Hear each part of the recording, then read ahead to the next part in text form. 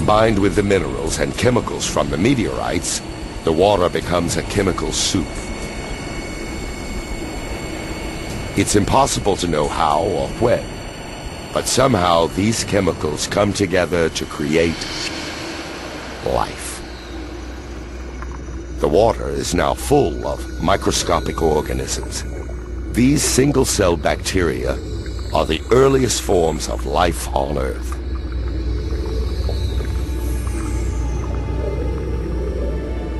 This is a defining moment in the making of the planet. Microscopic life is underway.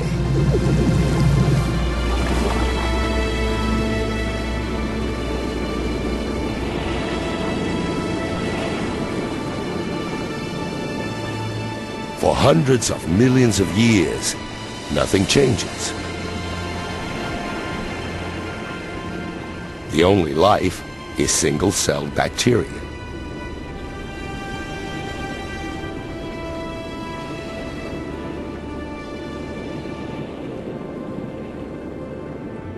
To find more complex life, we need to fast forward to 3.5 billion years ago.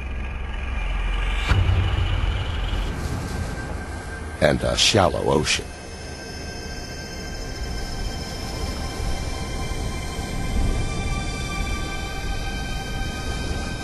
These look like rocks, or even plants, growing out of the seabed. Each mound is a colony of living bacteria called a stromatolite.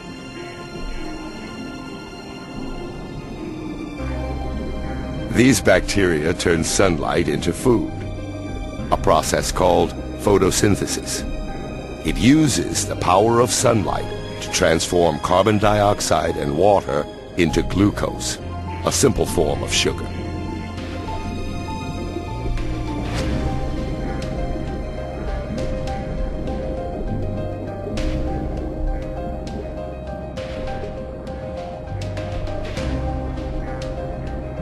And this magical transformation releases a byproduct, a gas called oxygen.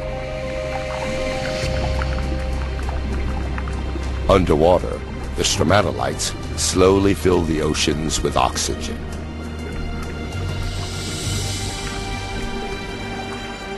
The oxygen then turns traces of iron into rust, which fall to the ocean floor to form deposits of iron-rich rock.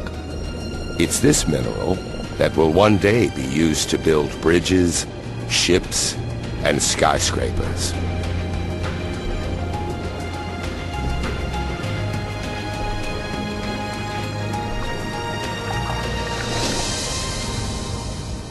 Above the waves, the oxygen transforms the atmosphere. These stromatolites are creating the most important element for life on Earth. Without them, virtually every living thing wouldn't exist.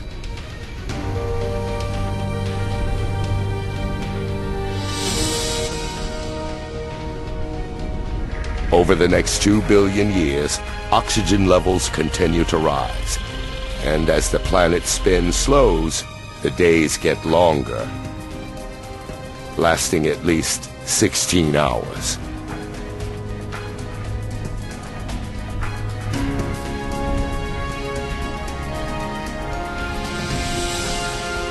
"3 billion years after the planet's birth, there's still no complex life. No plants, no dinosaurs, no humans. But the Earth has something unlike any other planet in this solar system. A force with the power to change everything.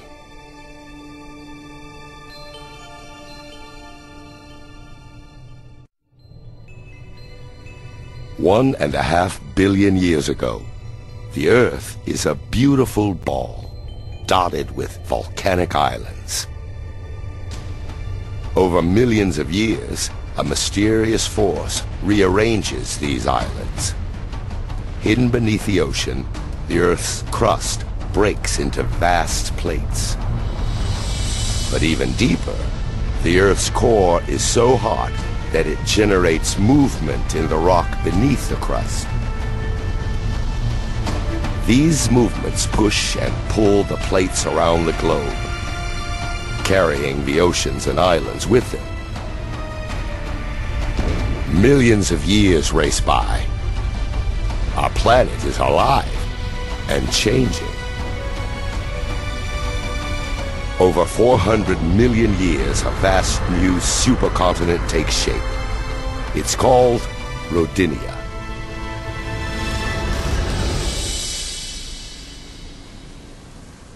In the shallows surrounding Rodinia, stromatolites work their magic for more than 2 billion years, pumping oxygen into the atmosphere. The temperature is 85 degrees, and the days are 18 hours long.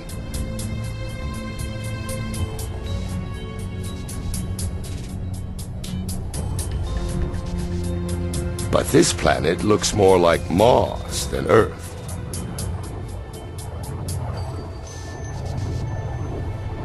To find life, we must fast forward through time.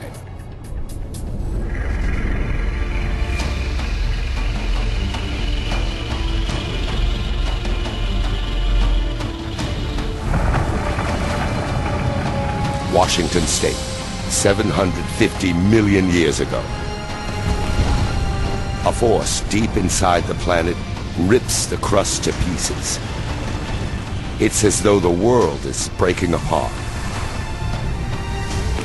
And there's only one force powerful enough to do this: heat. It escapes from the Earth's molten core, stretching and weakening the crust.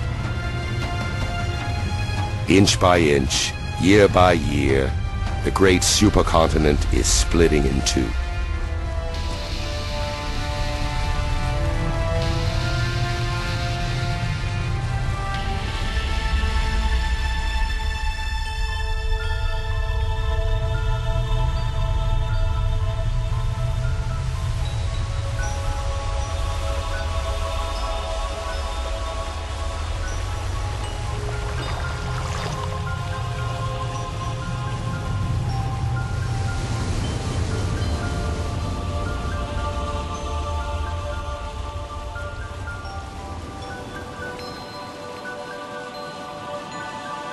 The intense geological activity spawns a mass of volcanoes. They pump carbon dioxide into the atmosphere.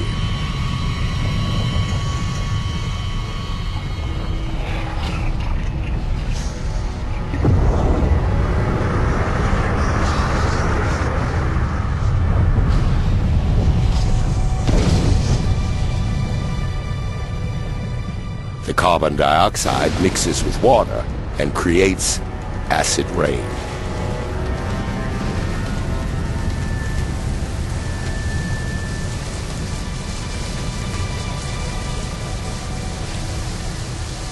When the continent tore apart, many rocks were exposed. These rocks absorbed the acid rain, including its carbon dioxide. Vast quantities of CO2 are absorbed out of the atmosphere.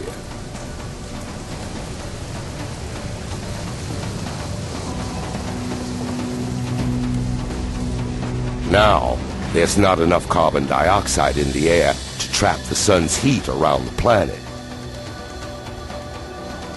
In just a few thousand years, the temperature plummets to around -60 degrees. This frozen wasteland is southern Australia, 650 million years ago. It's the start of what some scientists call Snowball Earth, a period they believe to be the longest, coldest ice age ever to grip the planet.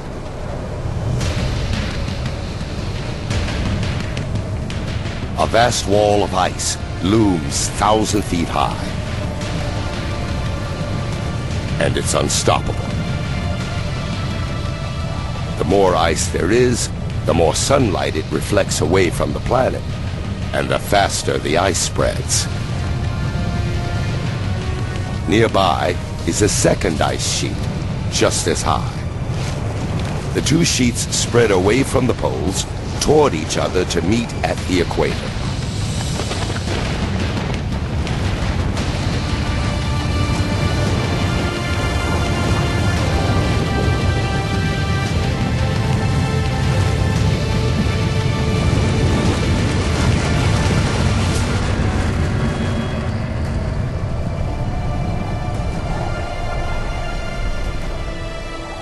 Now, an ice sheet up to 10,000 feet thick covers the entire planet. Earth first began as a molten ball of fire. Now it's a frozen ball of ice. Virtually all the sun's light and warmth reflects back into space.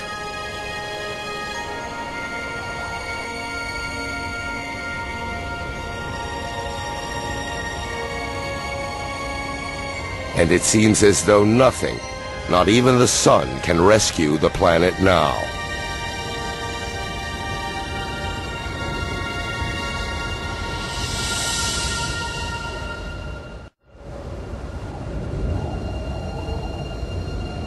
$650 million years ago, ice entombs the planet.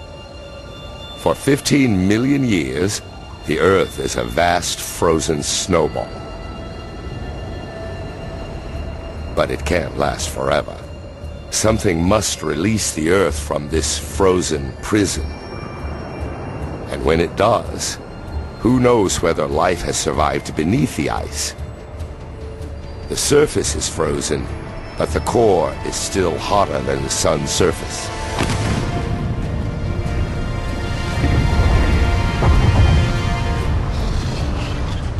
Volcanoes have been erupting since the world began to freeze. But up until now, even their heat and power made no impact on the ice. Volcanoes pump out billions of tons of carbon dioxide. Before the Big Freeze, the Earth's rocks absorbed most of the CO2. But now, with the rocks smothered in ice, there's nothing to absorb the gas. So it fills the atmosphere.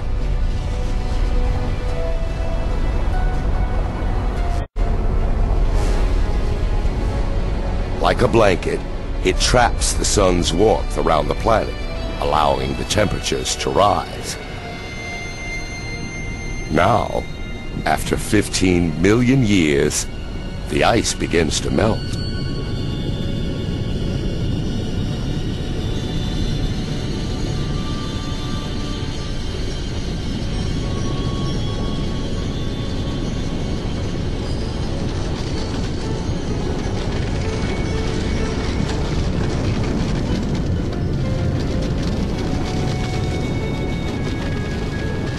It's thought that during Snowball Earth, the ice pushed the crust down.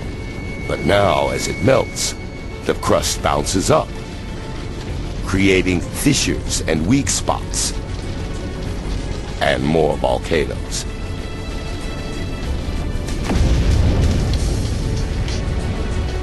The volcanoes release more carbon dioxide and push the temperature up even higher. The melt gathers momentum, and oxygen levels rise. Through a series of chemical reactions, the ice has created oxygen. While the planet was frozen, the sun's ultraviolet rays reacted with water molecules in the ice to produce hydrogen peroxide, a chemical rich in oxygen.